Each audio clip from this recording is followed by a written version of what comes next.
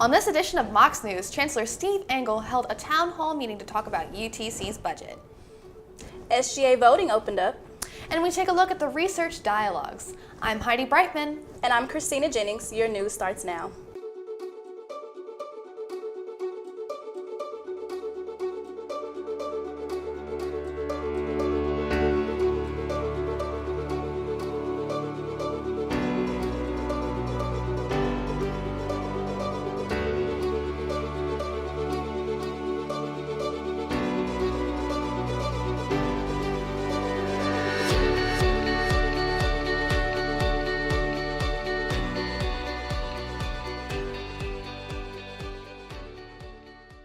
We start with good news for UTC students for the upcoming academic year.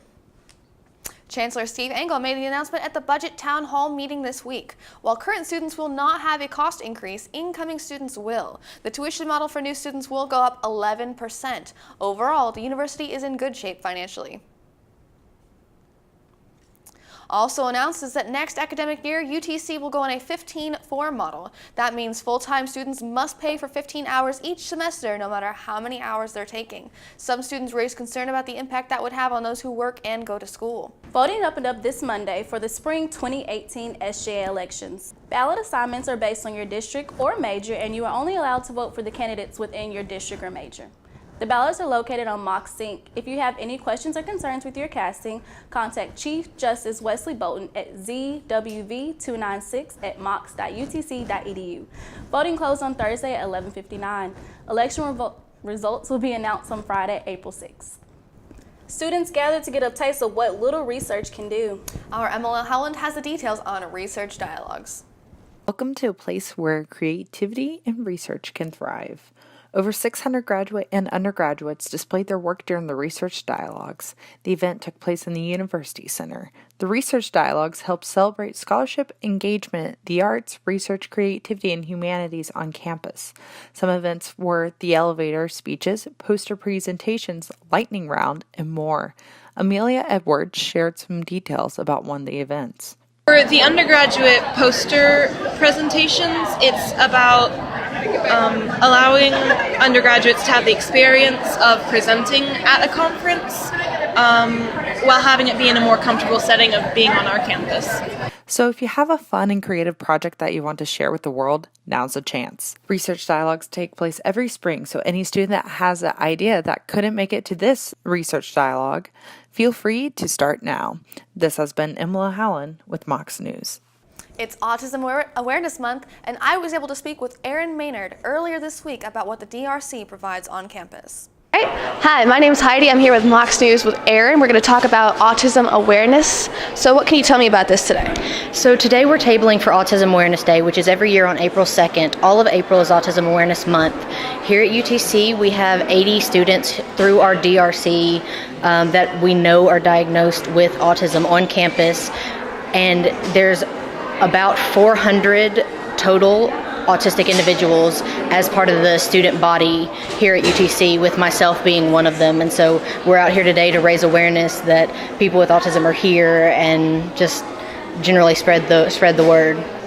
So what can other students at UTC do to help your cause? So we have a program here on campus called the Mosaic Program, and so anyone is welcome to come down to the DRC and apply to be a mentor for students with autism.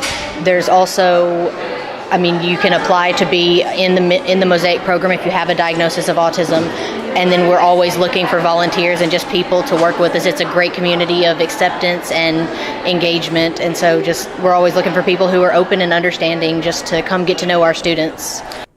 We have a heads up for those of you who park at Engel Stadium. Lot 45 will close next week because of the construction going on at the Engel site. We had some great weather this week, but will that change? Here's Stephen McAllister with the answer. Well, just call me Scuba Steve because the next few days are going to be wet. Today you can expect a high of 64 degrees with off and on showers throughout the day, and tonight we'll see a low of 49. Go ahead and hit repeat because Saturday is going to be the same. We will see off and on showers throughout your Saturday with a high of 51 and a low of 32. Sunday will start to warm back up with partly cloudy skies and a high of 57 with a low of 44. Looking into the next week, we'll see warmer temps moving back starting with 64 degrees on Monday, and we're going to reach up to the 80s by Friday. Welcome to Chattanooga weather, where there are no rules and temps don't matter. Back to you, Christina. What could be more fun than a bonfire? How about a 30-foot sculpture burn at the sculpture field here in Chattanooga?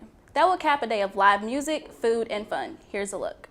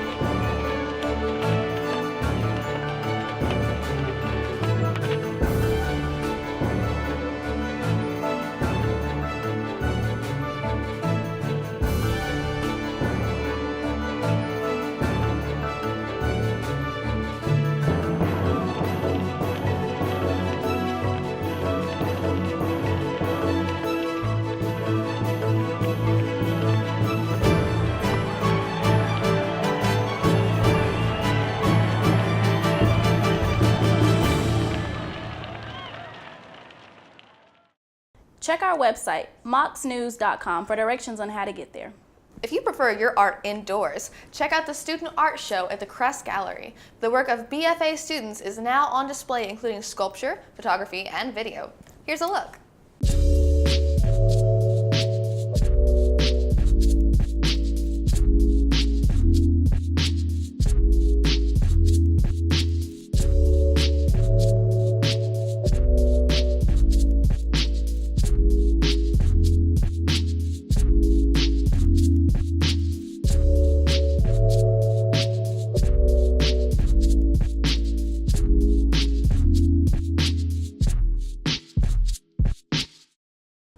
March Madness may be over after the NCAA tournament's crowned champions earlier this week, but baseball and softball are just getting started. Our Abby Walker has all of this covered in this week's edition of Sports. Thank you, that is right. We cover all the hype, wins, and losses from beginning to end this week in sports.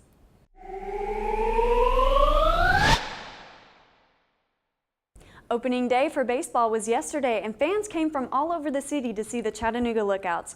We go to our Joseph Dykes for more on the fanfare. Spring is here, and so are the Lookouts. A combination of early season optimism, fireworks, and cheap drinks brought the fans out in droves as the Lookouts hope to start their season off on the right foot. AT&T Stadium was packed as over 6,000 spectators witnessed a thrilling opening day game against the Birmingham Barons. Scoring happened consistently as neither team had a barrage of runs in any one inning. One of the highlights of the game was Ryan Walker's 2-run blast that put the Lookouts up 4-3.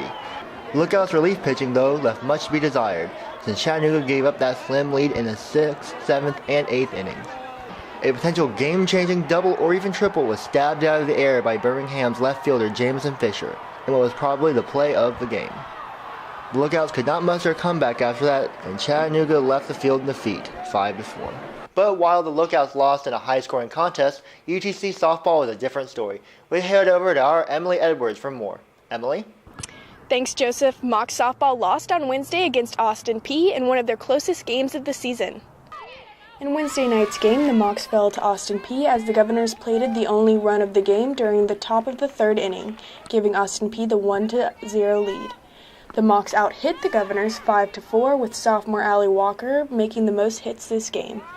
UTC falls to 16 of 22 overall this season. This game was not a part of the Southern Conference play, but the Mocs held head to Western Carolina this weekend for a 3-game series against the Western Carolina Catamounts. We will keep you updated as the season goes on. For now, I'm Emily Edwards reporting to you from Frost Stadium. Back to you. Thanks, Emily. Mocs power forward McKinday London declared for the NBA draft last Saturday. He averaged 14 points and 7 rebounds last season, finishing with a dominant performance in the SoCon tournament. London can still return to UTC as long as he takes his name out of the draft by June 11th. 2 NCAA champions were crowned this week, but the games couldn't have been any more different. After defeating UConn in a monumental upset, Notre Dame's women took down Mississippi State on a buzzer beater with a win, 61-58. On the men's side, Villanova cruised past Michigan in a blowout victory. It was key by Villanova's Dante DiVincenzo, who had the night of his life, scoring 31 points in the rout. Villanova finished the game 79-62. Other headlines from the tournament included the University of Maryland-Baltimore County's huge win against the University of Virginia. The number 16th seed upset the first-ranked Virginia team on March 16th. Before the game, Little Caesars Pizza made a headline of their own, making college students around the country very happy. That's right, it was March Madness in April for Little Caesars on Monday. Little Caesars gave out free pizza. Earlier in March, the company tweeted that if a number 16 seed team beats a number 1 seed team on the March Madness bracket, they'd give everyone free pizza because crazy happened. They had pledged to give away a $5 lunch combo to anyone in line with a voucher between 11:30 and 1 o'clock. Don't worry though, if you missed the free pizza but managed to snag a voucher, you can get a buy on one of the free pizza deals, turning in your voucher until April 18th. Are you looking for a film to watch but not interested in any of the recent releases?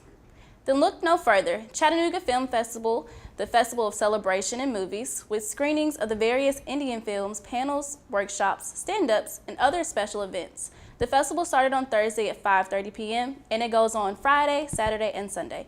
It will be held at the Chattanooga Theater Center if you're interested. Make sure you visit the official site for the film festival information, including schedules for the events, each date, and ticket prices.